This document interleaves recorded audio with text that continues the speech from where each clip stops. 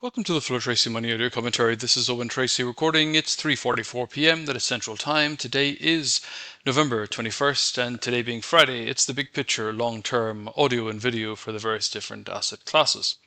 Well, we have had quite a lot of volatility over the balance of this week, and I think a lot of it has to do with interest rates.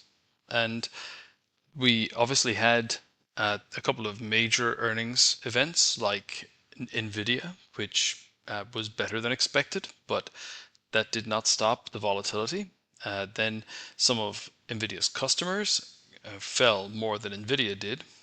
And then Google came out with its latest version of Gemini, which was benchmarked well in excess of some of its competitors. That really helped to support Google. We also continue to see that Apple is a relative port in a storm of volatility. It really hasn't moved much at all.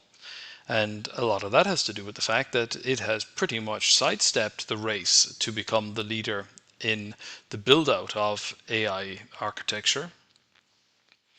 What we're also starting to see, though, is that the bond market is beginning to steady. Then we're seeing a bit of a rotation where there has certainly been a lot of interest in AI and anything relating to the chip sector, but that dispersion in returns across that sector is increasing. In other words, some are doing better than others and some aren't doing well at all.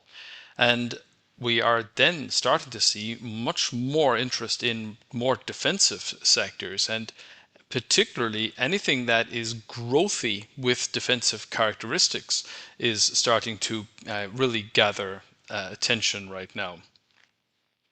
In an environment where we've had a lot of volatility on stocks, then gold prices were quite steady this week and still holding around the $4 area.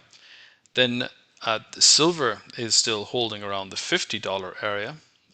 On the majority of Wall Street indices today, we had a reasonable rebound, and Bitcoin, having got down to test the 80,000 level this morning, is now only down $2,000, and I say only with inverted commas around it, but certainly short-term oversold.